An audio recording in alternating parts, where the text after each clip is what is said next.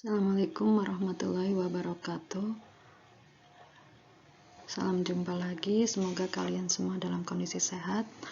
Hari ini kita akan membahas tentang konsinyasi. Konsinyasi ini adalah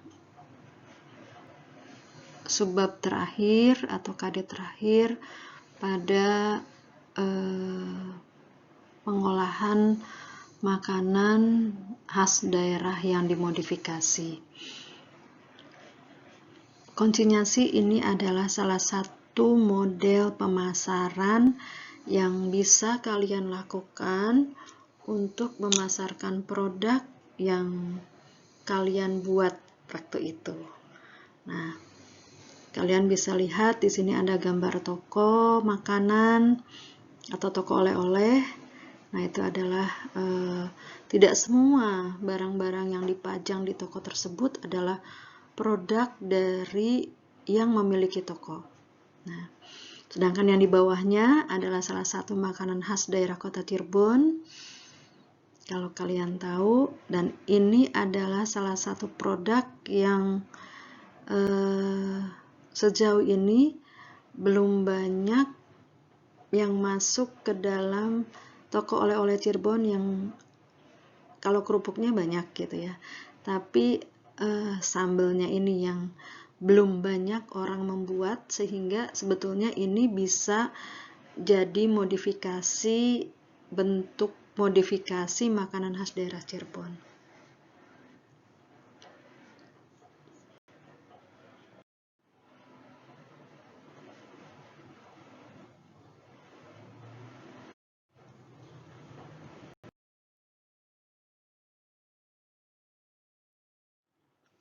Secara singkatnya, pengertian konsinyasi atau pengertian pemasaran model konsinyasi adalah model pemasaran yang merupakan kerjasama antara pemilik barang dengan pemilik warung, bisa pemilik toko atau pemilik outlet yang sering juga disebut dengan istilah titip jual. Jadi konsinyasi ini melibatkan dua pihak, yaitu pemilik barang dan pemilik tempat.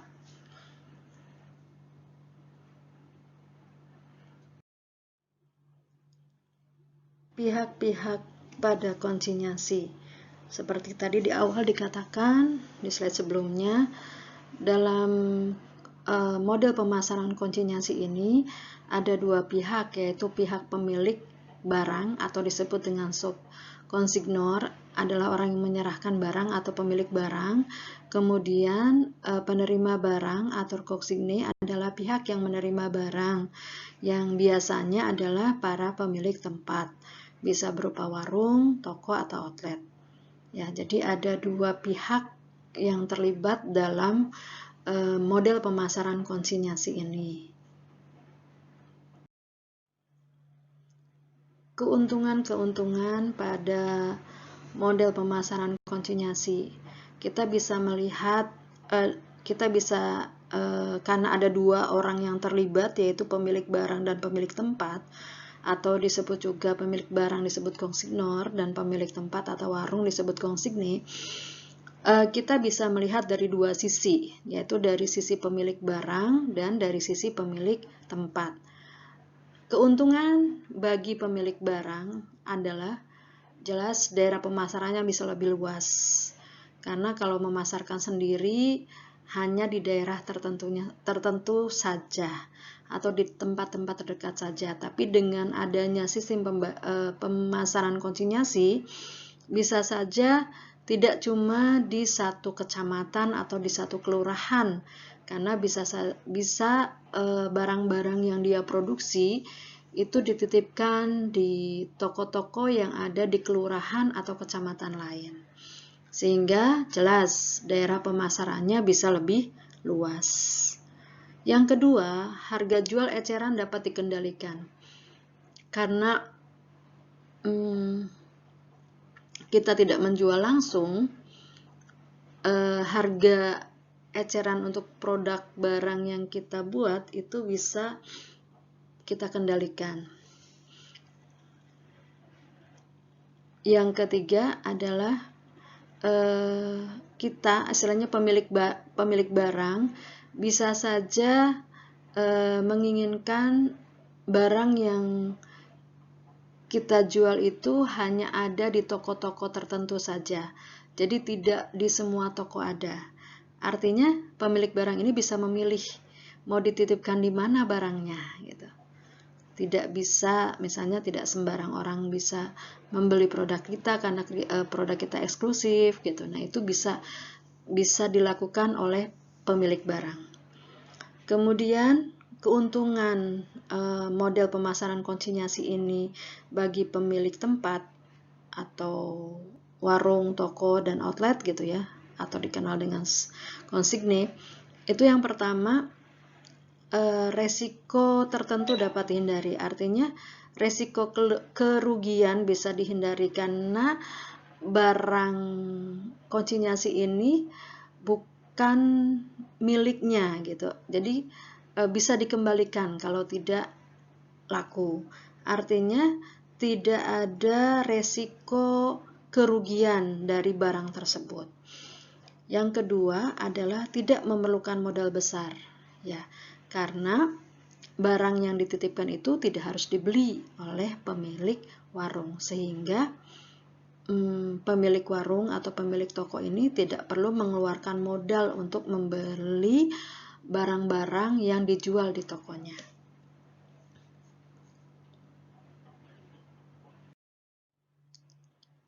Hal-hal yang perlu diperhatikan pada pemasaran model konsinyasi ini yang harus benar kita perhatikan kalau kalian ingin menitipkan barang atau menitipkan produk yang kalian buat pada warung-warung di sekitar rumah kalian adalah yang pertama, penyerahan barang tidak diikuti dengan kepemindahan hak milik. Artinya barang yang kita titipkan tetap menjadi milik kita, bukan milik yang punya warung atau yang punya tempat.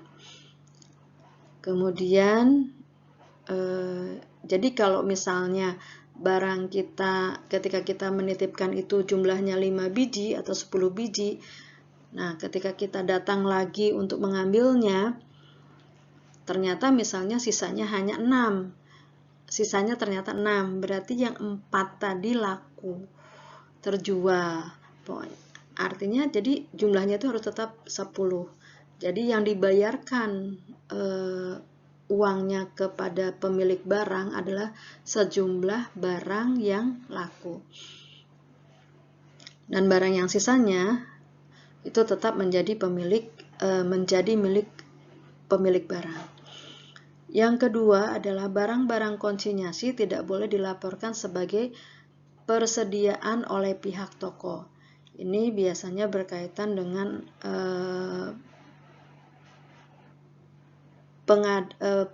penghitungan aset dari toko ketika ingin meminjam di bank atau meminjam di koperasi atau mau meminjam uang dimanapun, itu barang-barang konsinyasi tidak boleh dilaporkan sebagai barang milik